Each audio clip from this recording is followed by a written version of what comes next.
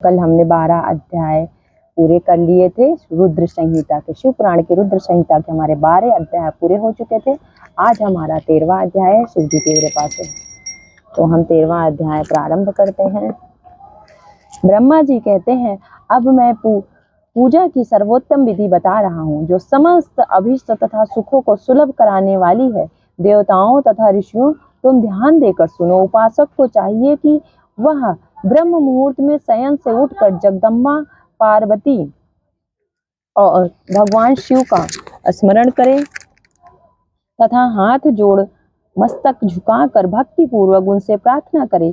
देवेश्वर उठिए उठिए और मेरे हृदय मंदिर में शयन करने वाले देवता उठिए। उमाकांत उठिए और ब्रह्मांड में सबका मंगल कीजिए। मैं धर्म को जानता हूँ किंतु मेरी उसमें प्रवृत्ति नहीं होती। मैं अधर्म को जानता हूँ परंतु मैं उससे दूर नहीं हो पाता। महादेव, आप मेरे हृदय में स्थित होकर मुझे जैसी प्रेरणा देते हैं वैसा ही मैं करता हूँ। इस प्रकार भक्ति पूर्वक कहकर और गुरुदेव की चरण पादुकाओं का स्मरण करके गांव से बाहर दक्षिण दिशा में मल मूत्र का त्याग करने के लिए जाएं। मल त्याग करने के बाद मिट्टी और जल से धोने के द्वारा शरीर की शुद्धि करके दोनों हाथों और पैरों को धोकर दतुवन करें। सूर्योदय होने से पहले ही दतुवन करके मुंह को 16 बार जल की अंजलि से धोएं। देवताओं तथा ऋषियों, षष्ठी, प्रतिपदा, अमावस्या और नवमी तिथियों तथा रविवार के दिन शिव भक्त को यत्न पूर्वक दतुवन को त्याग देना चाहिए।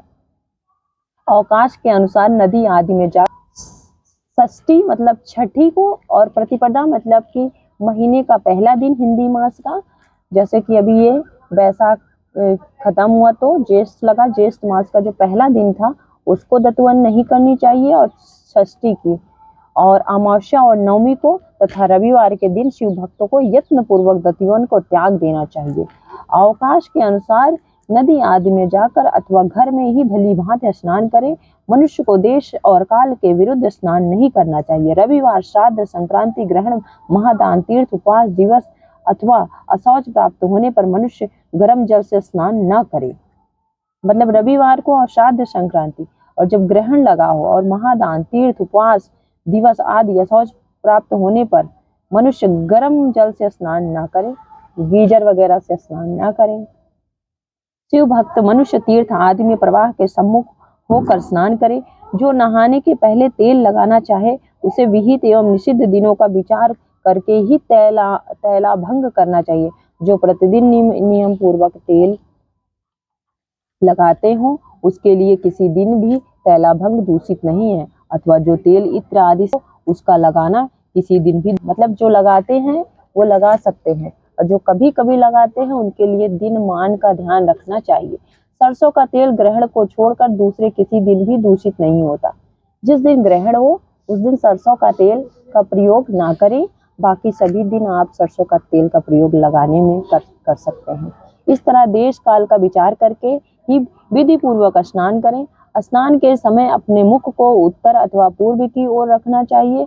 उच्छिष्ट वस्त्र का उपयोग कभी ना करें। शुद्ध वस्त्र से इष्ट देव के स्मरण पूर्वक स्नान करें। जिस वस्त्र को दूसरे ने धारण किया हो अथवा जो दूसरे के पहनने की वस्तु हो तथा जिसे स्वयं रात में धारण किया गया हो वह वस्त्र उच्छिष्ट कहलाता है। मतलब कि वो उन वस्त्रों को धारण न करें जो आपके भाई बहन मित्रों के हैं, आपके परिचितों के हैं। आप अपने वस्त्र धारण करें और जो रात में आपने वस्त्र पहने हैं अपने, उनको भी सुबह इस्तेमाल के योग्य नहीं समझा जाता है। इसलिए हमें धुले हुए स्वच्छ वस्त्रों को धारण करना चाहिए स्नान के बाद। पहनने की वस्त्र तथा जिसे स्वयं रात में धारण किया हो वह वस्त्र उच्छिष्ट कहलाता है। उससे तभी स्नान किया जा सकता है जब उसे धो लिया गया हो। स्नान के पश्चात देवताओं, ऋषियों तथा पितरों को तृप्त देने वाला स्नानांग तर्पण करना चाहिए। उसके बाद धुला हुआ वस्त्र पहने और आचमन करें। द्विजोत्तमा तदंतर गोबर आदि से लीप पोत कर स्वच्छ किए हुए शुद्ध स्थान में जाकर वहां सुंदर आसन की व्यवस्था करें। वह आसन विशुद्ध काष्ठ का बना हुआ, पूरा फैला हुआ तथा विचित्र होना चाहिए। ऐसा आसन संपूर्ण अभिष्ट तथा फलों को देने वाला है। मतलब आपका आसन जो है वो विशुद्ध काष्ठ का, लकड़ी का बना हुआ हो, पूरा फैला हुआ तथा विचित्र होना चाहिए। ऐसा आसन संपूर्ण अभिष्ट तथा फलों को देने वाला है। उसके ऊपर बिछाने के लिए यथा योग्य मृग चर्म आदि ग्रहण करें। शुद्ध बुद्धि वाला पुरुष उस आसन पर बैठकर भस्म से त्रिपुंड लगाए। त्रिपुंड से तप तथा दान सफल होता है। भस्म के अभाव में, भस्म लगाने बोला था हमने, भस्म वाला जो है उसे इस्तेमाल करें। जो भस्म है उससे त्रिपुंड बनाए। चंदन की जगह पे त्रिपुंड का साधन जल आदि बताया गया। इस तरह त्रिपुंड करके मनुष्य रुद्राक्ष धारण करे और अपने नित्य कर्म का संपादन करके फिर शिव की आराधना करे। तत्पश्चात 3 बार मंत्रोच्चारण पूर्वक आचमन करे। फिर वहां शिव की पूजा के लिए अन्न और जल लाकर रखें। दूसरी कोई भी जो वस्तु आवश्यक हो उसे यथाशक्ति जुटाकर अपने पास रखें। अन्न का मतलब है कि आप चावल, तांबूल के दाने जो चावल हैं उनके अक्षत ला के रखिए और जल, इन्हीं से शिव जी प्रसन्न हो जाते हैं। और बाकी आपकी यथाशक्ति, जितनी आपकी शक्ति हो उतनी भी भक्ति कर सकते हैं, ऐसी कोई रोक टोक नहीं है। उसे यथाशक्ति जुटाकर अपने पास रखें। इस प्रकार पूजन सामग्री का संग्रह करके वहां धैर्य पूर्वक स्थिर भाव से बैठें। फिर जल, गंध और अक्षत से युक्त एक अर्घ पात्र लेकर उसे दाहिने भाग में रखें। उससे उपचार की सिद्धि होती है। फिर गुरु का स्मरण करके उनकी आज्ञा लेकर विधिवत संकल्प करके अपनी कामनाओं को अलग न रखते हुए, मतलब अपनी कामनाओं को साथ में रखें, अपनी कामनाओं को अलग न रखते हुए पराभक्ति से सपरिवार शिव का पूजन करें। एक मुद्रा दिखाकर सिंदूर आदि उपचारों द्वारा सिद्ध बुद्धि सहित विघ्नहारी गणेश का पूजन करें। मतलब एक मुद्रा जो गणेश जी की मुद्रा होती है, आदि उपचारों द्वारा सिद्धि बुद्धि विघ्नहारी गणेश का पूजन करें। लक्ष्य और लाभ से युक्त गणेश जी का पूजन करके उनके नाम के आदि में प्रणव तथा अंत में नमः जोड़कर नाम के साथ चतुर्थी विभक्ति का प्रयोग करते हुए नमस्कार करें। यथा ओम गणपतये नमः, जैसा कि मैं इसी मंत्र का उच्चारण करती हूँ, अथवा ओम लच्छा लाभायुताय सिद्धि बुद्धि सहिताय गणपते नमः, इस मंत्र का भी जाप आप कर सकते हैं। तदंतर उनसे क्षमा प्रार्थना करके पुनः भाई कार्तिकेय सहित गणेश जी का पराभक्ति से पूजन करके उन्हें बारंबार नमस्कार करें। तत्पश्चात सदा द्वार पर खड़े रहने वाले द्वारपाल महादेव का पूजन करके सती साध्वी गिरी राजनंदिनी उमा की पूजा करें। चंदन, कुमकुम तथा धूप दीप आदि अनेक उपचारों तथा नाना प्रकार के नैवेद्यों से शिवा का पूजन करके नमस्कार करके पश्चात साधक शिव जी के, शिवा जो है वो पार्वती हैं और शिव जो है वो शंकर हैं, पश्चात साधक शिव जी के समीप जाएं। यथा संभव अपने घर में मिट्टी, सोना, चांदी, धातु या अन्य पारे आदि की शिव प्रतिमा बनाएं और उसे नमस्कार करके भक्ति परायण हो उसकी पूजा करें। उसकी पूजा हो जाने पर सभी देवता पूजित हो जाते हैं। शिवलिंग की पूजा से 33 करोड़ देवी देवताओं की पूजा हो जाती है। ऐसी महती शिव जी की कृपा है।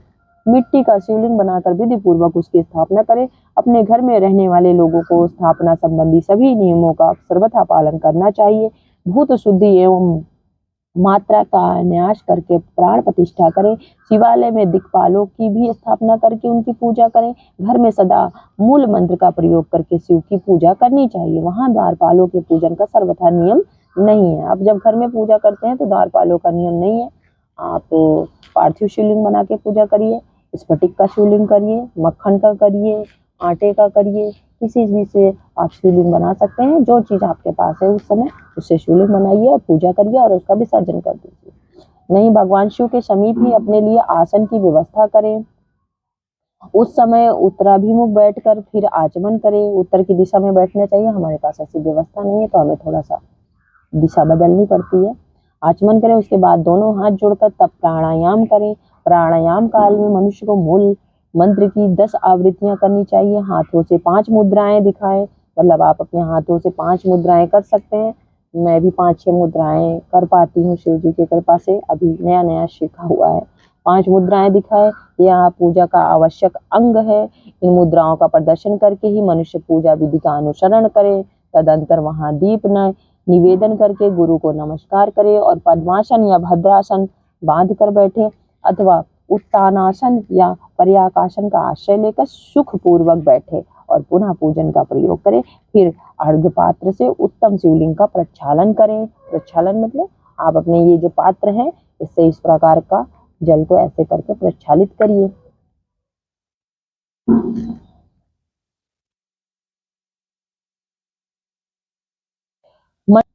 मन को भगवान शिव से अन्यत्र न ले जाकर पूजा सामग्री को अपने पास रखकर निम्नांकित मंत्र समूह से महादेव जी का आवाहन करें।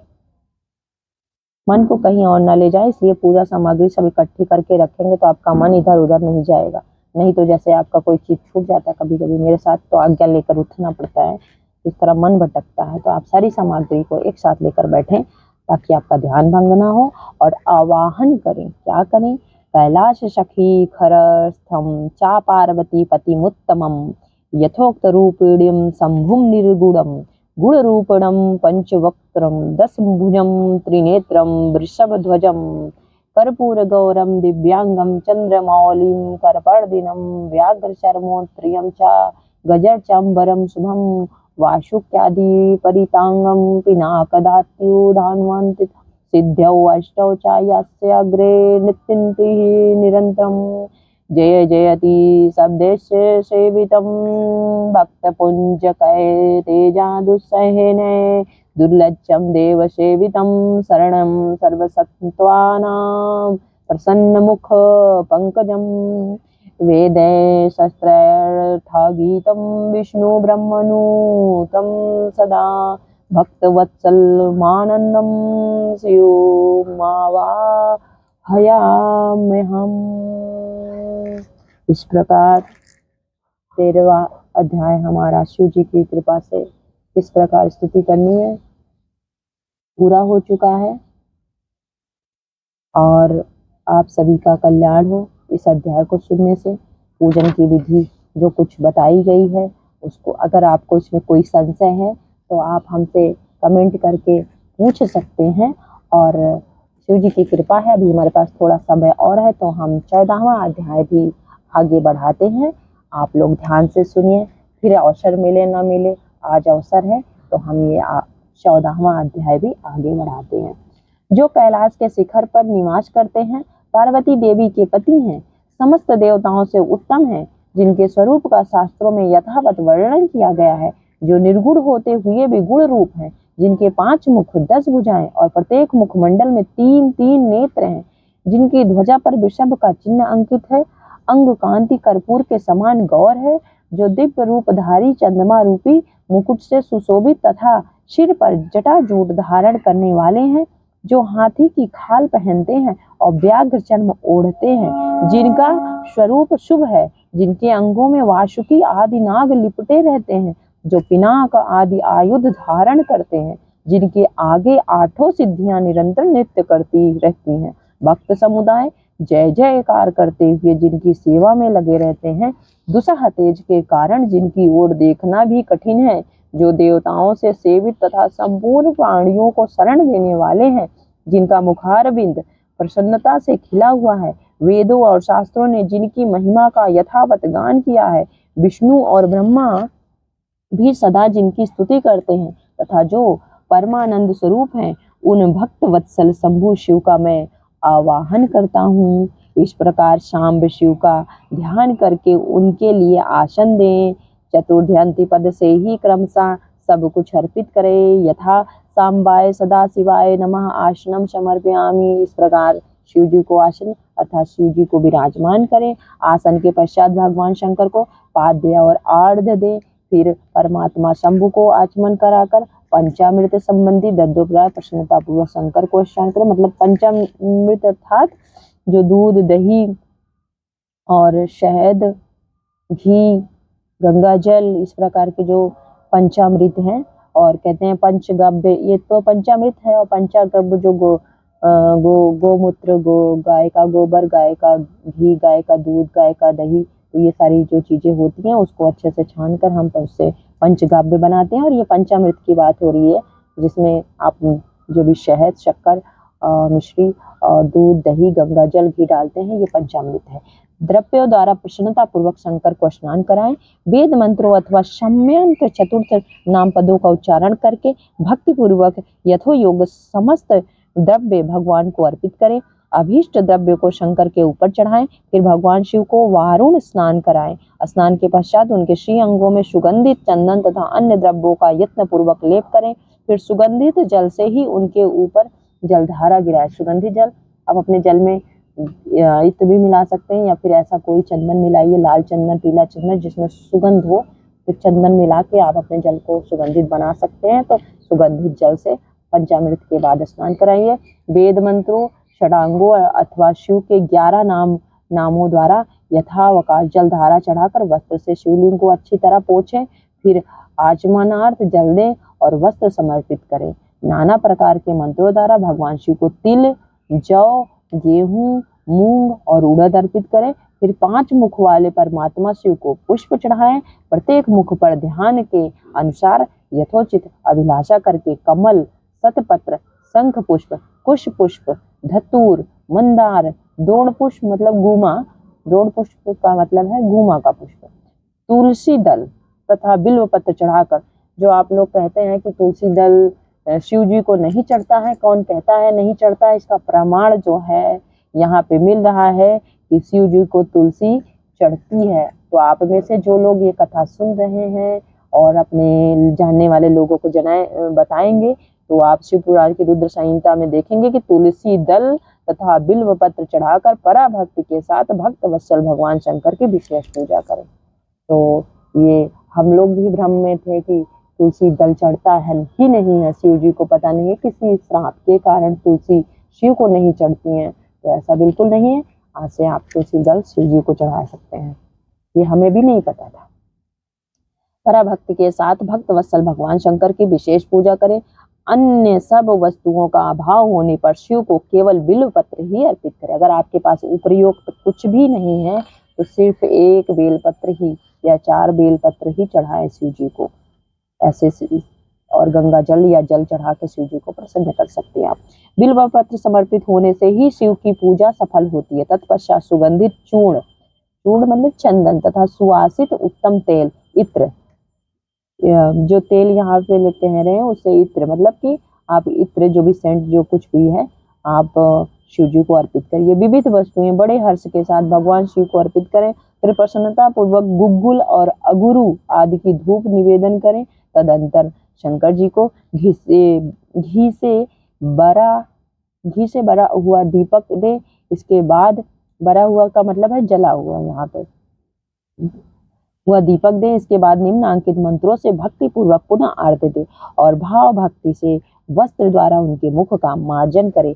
अर्घ मंत्र, जो अर्घ हम देते हैं जल से, उसका मंत्र क्या है? रूपम देहि यशोम देहि भोगम देहि चा शंकर भुक्ति मुक्ति फलम देहि घृत्वार्घ नमो अस्तुते। प्रभु शंकर आपको नमस्कार है। आप इस अर्घ को स्वीकार करके मुझे रूप दीजिए, यश दीजिए, भोग दीजिए तथा भोग और मोक्ष रूपी फल प्रदान कीजिए। इसके बाद भगवान शिव को भांति भांति के उत्तम नैवेद्य अर्पित करें। नैवेद्य के पश्चात प्रेम पूर्वक आचमन कराएं। तदंतर सांगोपांग तांबूल बनाकर शिव को समर्पित करें। सांगोपांग तांबूल, चावल का जो सांगोपांग या फिर जो गेहूं या फिर जौ की बात हो रही थी, उड़द, मूंग, ये सारी चीज़ें, तो उनको सांगोपांग बनाकर शिव को अर्पित करें। फिर 5 बत्ती की आरती बनाकर भगवान को दिखाएं, क्योंकि ये 5 मुख वाले हैं। उसकी संख्या इस प्रकार है: पैरों में 4 बार, नाभि मंडल के सामने 2 बार, मुख के समक्ष 1 बार तथा संपूर्ण अंगों में 7 बार आरती दिखाएं। ये हम आपके लिए एक वीडियो अलग से बनाएंगे इस पे कि शिव जी को आरती कहाँ पे कितनी बार। आप पैरों को ध्यान करते हुए शिव को 4 बार आरती दिखाएं। नाभि मंडल के सामने ध्यान करते हुए 2 बार आरती दिखाएं। मुख के समक्ष 1 बार आरती तथा संपूर्ण अंगों में 7 बार अलग से 7 बार पूरे अंगों को आरती दिखाएं। तत्पश्चात नाना प्रकार के स्तोत्रों द्वारा प्रेम पूर्वक भगवान वृषभ ध्वज की स्तुति करें। मतलब जो भी आपको आता है, जैसे रुद्राष्टक, शिव तांडव, जिस प्रकार की स्तुति आपको आती स्तोत्र आता है आप उसका जप कर सकते हैं। तदंतर धीरे धीरे शिव की परिक्रमा करें। परिक्रमा के बाद भक्ति पुरुष साष्टांग प्रणाम करे और निम्नांकित मंत्रों से भक्तिपूर्वक पुष्पांजलि दे। पुष्पांजलि मंत्र: आज्ञानादि वा याज्ञाद्यत पूजा माया कृतं तदस्तु सफलं कृपया तव शंकर तावकस्तदगत प्राण सत्वचितो अहम सदा मृड इति विज्ञाय गौरीश भूतनाथ प्रसीद मे भूमौ स्खलित पादानां भूमिरेवालभनं त्वयि जाता पराधानं तमेव शरणं प्रभो।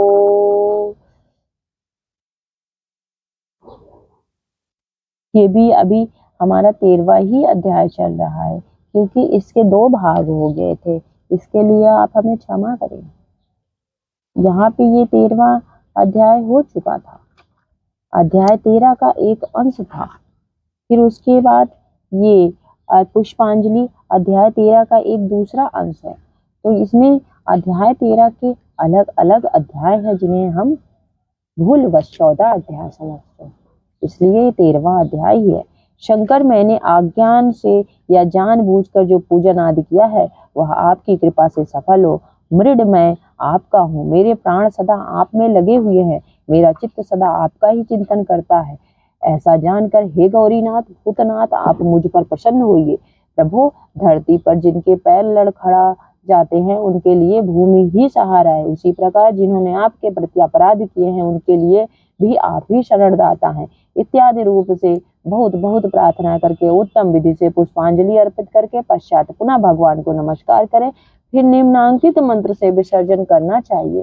मतलब कि आपने जैसे आटे का शिवलिंग बनाया है या मक्खन का शिवलिंग बनाया है या पार्थिव शिवलिंग बनाया है तो उसका विसर्जन भी करना होगा, या फिर किसी धातु से बनाया है तो उसे विसर्जन नहीं करना है। लेकिन जो किसी इस तरह से तत्व से खाद्य पदार्थ से बनाया है या मिट्टी से बनाया है तो उन्हें आपको विसर्जन करना होगा। उस विसर्जन के लिए एक मंत्र है, स्वास्थानम गच्छ देवेशी परिवारिता प्रभो पूजा काले पुनर्नाथ त्वया गंतव्यमादरात्।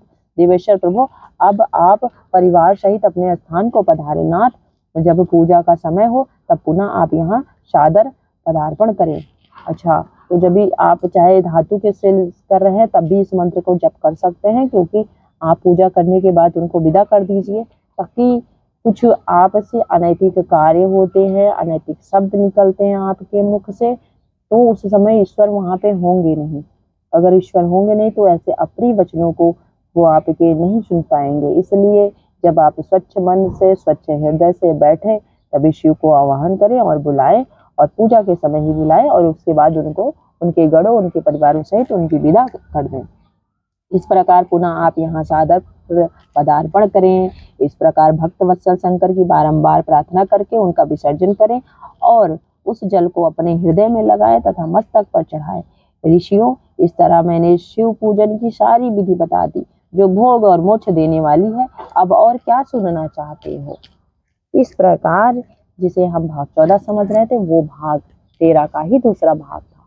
इस प्रकार अभी भी ये भाग 13 ही समाप्त हुआ है, 3 पार्ट में था। श्री शिवाय नमस्तुभ्यम। अगला जो अध्याय है हमारा वो है विभिन्न पुष्पों, अन्नों तथा जलादि की धाराओं से शिव जी की पूजा का महात्म्य। तो ये अध्याय 14 है वास्तव में। तो हम 14 अध्याय आपसे वचन दिए थे, इसलिए हम 14 अध्याय भी आज ही समाप्त करेंगे। विभिन्न पुष्पों, अन्नों तथा जलादि की धाराओं से शिव जी की पूजा का महात्म्य। ब्रह्मा जी बोले, नारद, जो लक्ष्मी प्राप्ति की इच्छा करता हो वह कमल, बिल्वपत्र, शतपत्र और शंख पुष्प से भगवान शिव की पूजा करे। ब्राह्मण यदि 1 लाख की संख्या में इन पुष्पों द्वारा भगवान शिव की पूजा संपन्न हो जाए तो सारे पापों का नाश होता है और लक्ष्मी भी प्राप्ति हो जाती है, इसमें संशय नहीं है। प्राचीन पुरुषों ने 20 कमलों का एक प्रस्थ बताया है। 1 सहस्त्र बिल्व पत्रों को भी एक प्रस्थ कहा गया है। 1 सहस्त्र शतपत्रों से आधे प्रस्थ की परिभाषा की गई है। 16 पलों का एक प्रस्थ होता है और 10 टंकों का एक पल। इस मान से पत्र, पुष्प आदि को तौलना चाहिए। जब पूर्वोक्त संख्या वाले पुष्पों से शिव की पूजा हो जाती है तब सकाम पुरुष अपने संपूर्ण अभिष्ट को प्राप्त कर लेता है। यदि उपासक के मन में कोई कामना ना हो तो वह पूर्वोक्त पूजन से शिव स्वरूप हो जाता है। अगर आपके मन में कोई कामना नहीं है तो आप खुद ही शिव हो जाएंगे भक्ति के बाद। मृत्युंजय मंत्र का जब 5 लाख जप पूरा हो जाता है तब भगवान शिव प्रत्यक्ष दर्शन देते हैं। 1 लाख के जप से शरीर की शुद्धि होती है और दूसरे लाख के जप से पूर्व जन्म की बातों का स्मरण होता है। अगर आप 2 लाख महामृत्युंजय जप कर लेते हैं तो आपको अपने पूर्व जन्मों के बारे में पता चल जाता है कि आप कौन है, कहाँ से आए हैं। और 1 लाख जप से आपके शरीर की शुद्धि हो जाती है और आप इस प्रक्रिया में चले जाते हैं कि आप अपने उन पुराने जन्म को जान सकें, अपने कर्म को जान सकें और उसको सुधार सकें। तीसरे लाख पूर्ण होने पर संपूर्ण काम्य वस्तुएं प्राप्त होती हैं। मतलब कि 3 लाख होंगे जो आप कामना करते हैं वो सारी चीजें आपको प्राप्त हो जाएंगे। चौथे लाख का जप होने पर स्वप्न में भगवान शिव का दर्शन होता है और 5वें लाख का जप ज्यों ही पूरा होता है भगवान शिव उपासक के सम्मुख तत्काल प्रकट हो जाते हैं। इसी मंत्र का 10 लाख जप हो जाए तो संपूर्ण फल की सिद्धि होती है। जो मोक्ष की अभिलाषा रखता है वह 1 लाख दर्भों द्वारा शिव का पूजन करे। मुनिशेष सर्वस्त्र लाख की ही संख्या समझनी चाहिए। आयु की इच्छा वाला पुरुष 1 लाख दुर्वाओं से, दुर्वा अर्थात दूब से 1 लाख दूब से पूजन करे। जिनको आयु चाहिए, जिनके आपके घर में अगर कोई रोगी है, कोई बीमार है तो आप दूब, जो घास जो आप जानते हैं दुर्वा, दूब 1 लाख अगर दूब चढ़वाते हैं उनके हाथ से लाख उन्हें दीजिए और वो चढ़ाएं। जो भी असाध्य बीमारी हो, कैंसर हो, टीबी हो, कुछ भी हो, इस तरह से अगर 1 लाख दुर्वा चढ़ाते हैं तो अगर उनके पास कुछ भी आयु बची है तो उसमें वृद्धि होगी। जिसे पुत्र की अभिलाषा व धतूरे के 1 लाख फूलों से पूजा करे। लाल डंठल वाला धतूरा पूजन में शुभदायक माना गया है और अगस्त के 1 लाख फूलों से पूजा करने वाले पुरुष को महान यश की प्राप्ति होती। यदि तुलसी दल से शिव की पूजा करे तो उपासक को भोग और मोक्ष दोनों सुलभ होता है। माफ करिए महादेव, हमारे यहाँ तुलसी दल थी, हम भूलवश और पूर्वाग्रह से ग्रसित होने के कारण आपको चढ़ा नहीं पाए, तो कल से हम इस बात का ध्यान रखेंगे। सुलभ होते हैं।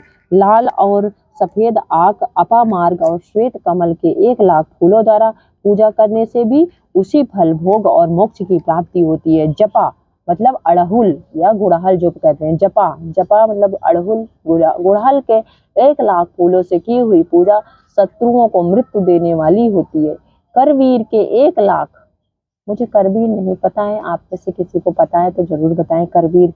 करवीर के 1 लाख फूल यदि शिव पूजन के उपयोग में लाए जाएं तो वे यहाँ रोगों का उच्चाटन करने वाले होते हैं। बंदूक, दोपहरिया के फूलों द्वारा पूजन करने से आभूषण की प्राप्ति होती है। चमेली से शिव की पूजा करने से, ये चमेली ही है जो हम चढ़ाते हैं, चमेली की पूजा करके मनुष्य वाहनों को उपलब्ध करता है और इसमें संशय नहीं है। अलसी के फूलों से महादेव जी का पूजन करने वाला पुरुष भगवान विष्णु को प्रिय होता है।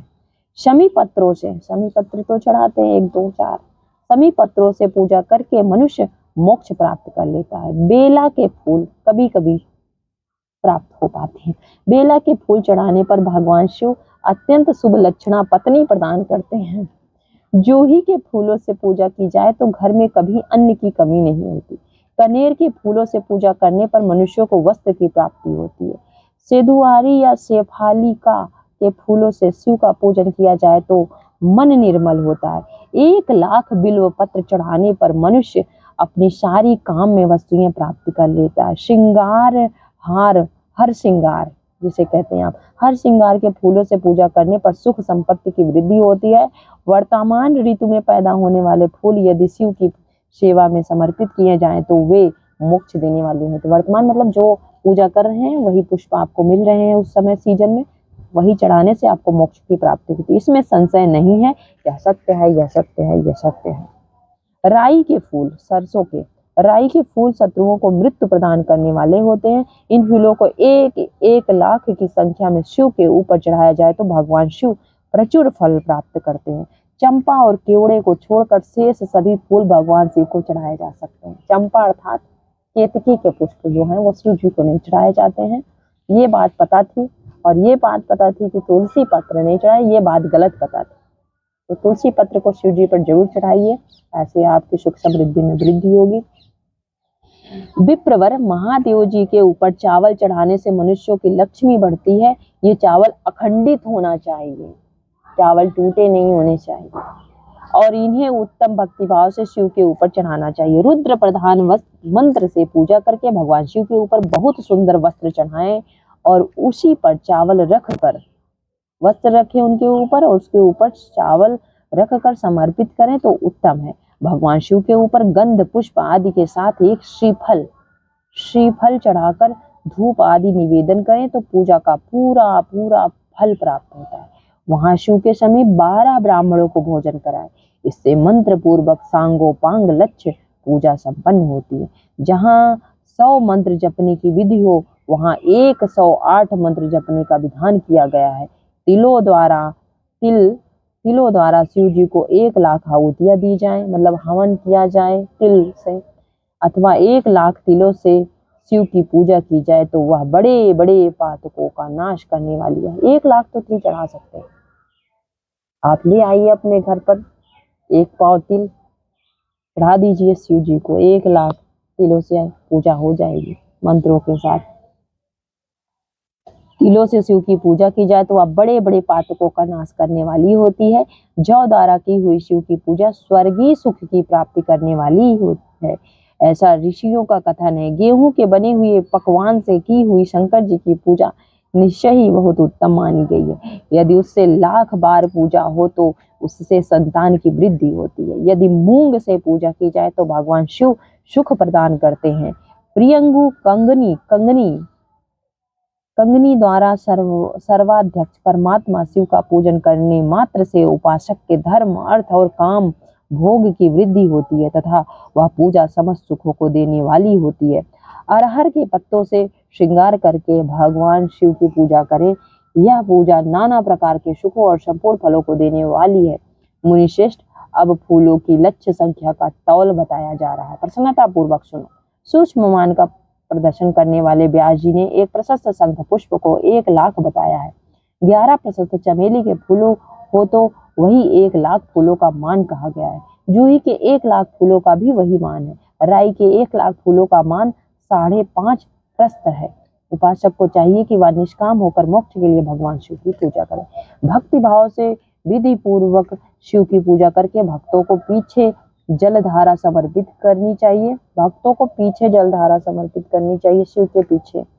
ज्वर में जो मनुष्य प्रलाप करने लगता है उसकी शांति के लिए जलधारा शुभकारक बताई गई है। शिव जी को जलधारा लगाएं, अभी हमने लगाई नहीं है। सतरुद्री मंत्र से, रुद्री के 11 पाठों से, रुद्र मंत्रों के जप से, पुरुष सूक्त से, 6 ऋचा वाले रुद्र सूक्त से, महामृत्युंजय मंत्र से, गायत्री मंत्र से अथवा शिव के शास्त्रोक्त नामों के आदि में प्रणव और अंत में नमः पद जोड़कर बने हुए मंत्रों द्वारा जलधारा आदि अर्पित करनी चाहिए। सुख और संतान की वृद्धि के लिए जलधारा द्वारा पूजन उत्तम बताया गया है। उत्तम भस्म धारण करके उपासक को प्रेम पूर्वक नाना प्रकार के शुभ एवं दिव्य द्रव्यों द्वारा शिव की पूजा करनी चाहिए और शिव पर उनके सहस्त्र नाम मंत्रों से घी की धारा चढ़ानी चाहिए। ऐसा करने पर वंश का विस्तार होता है, इसमें संशय नहीं है। यह सत्य है, यह सत्य है, यह सत्य है। इसी प्रकार यदि 10,000 मंत्रों द्वारा शिव जी की पूजा की जाए तो प्रमेह रोग की शांति होती है और उपासक को मनोवांछित फल की प्राप्ति हो जाती है। यदि कोई नपुंसकता को प्राप्त हो तो वह घी से शिव जी की भली भांति पूजा करे तथा ब्राह्मणों को भोजन कराए। साथ ही उसके लिए मुनीश्वरों ने प्रजापात्य व्रत का भी विधान किया। यदि बुद्धि जड़ हो जाए तो उस अवस्था में पूजक को केवल शर्करा मिश्रित दुग्ध की धारा चढ़ानी चाहिए। शर्करा मिश्रित दुग्ध की धारा, कहते नहीं है कि इनकी बुद्धि खराब हो गई, इनका चित्त खराब हो गया, तो आप दूध में शक्कर चीनी मिला लीजिए, घोल लीजिए और उसको शिव जी को चढ़ाइए, उसकी धारा चढ़ाइए। इस तरह से उसकी बुद्धि और चित्त शायद शिव जी की कृपा से सत्य ही है वो शुद्ध हो जाए चित्त से। ऐसा करने पर उसे बृहस्पति के समान उत्तम बुद्धि प्राप्ति हो जाती है। जब तक 10,000 मंत्रों का जप पूरा न हो जाए तब तक पूर्वोक्त दुग्ध धारा द्वारा भगवान शिव का उत्कृष्ट पूजन चालू रखना चाहिए। जब तन मन में आकारण ही उच्चाटन होने लगे, जी उचट जाए, कहीं भी प्रेम न रहे, दुख बढ़ जाए और अपने घर में सदा कलह रहने लगे, तब पूर्वोक्त रूप से दूध की धारा चढ़ाने से सारा दुख नष्ट हो जाता है। सुवासित तेल से पूजा करने पर भोगों की वृद्धि होती है। सुवासित तेल अर्थात इत्र की बात हो रही है यहाँ पे। यदि मधु से शिव की पूजा की जाए तो राज यक्षमा का रोग दूर हो जाता है। यदि शिव पर ईख के रस की, गन्ने के रस की धारा चढ़ाई जाए तो वह भी संपूर्ण आनंद की प्राप्ति कराने वाली होती है। गंगा जल की धारा तो भोग और मोक्ष दोनों फलों को देने वाली है। ये सब जो धाराएं बताई गई हैं, इन सब को मृत्युंजय मंत्र से चढ़ाना चाहिए। उसमें भी उक्त मंत्रों का विधानतः 10,000 जप करना चाहिए और 11 ब्राह्मणों को भोजन कराना चाहिए। तो बोलो भक्त वत्सल भगवान की जय, शिव पुराण कथा की जय। इस प्रकार 14वां अध्याय संपन्न हुआ शिव पुराण का। और किस चीज वस्तु से, किस विधि से शिव जी की पूजा करनी चाहिए, ये हमने आप सभी को बताया। इससे आपका कल्याण हो, निश्चित ही शिव जी की कृपा से इससे आपका कल्याण होगा, ऐसी हमारी मनोकामना है। ऐसी ही कृपा शिव जी की होगी। अगली कथा में हम सृष्टि का वर्णन सुनेंगे। आप लोग सुबह आ जाइएगा 6 बजे से पहले, 6 बजे के बाद जब भी आइएगा तो हमारा पूजन प्रारंभ रहता है, तो आप हमारे साथ कथा पूजा के पश्चात ही सुन पाएंगे। पूजन विधि हो जाती है तो हम कथा को प्रारंभ करते हैं। तो इस प्रकार सृष्टि का वर्णन की कथा जो हमारा 15वां अध्याय होगा वो हम कल प्रारंभ करेंगे। तो बोलिए कमेंट में एक बार आप सभी भी हर हर महादेव, नमः पार्वती पते, हर हर महादेव। श्री शिवाय नमस्तुभ्यं।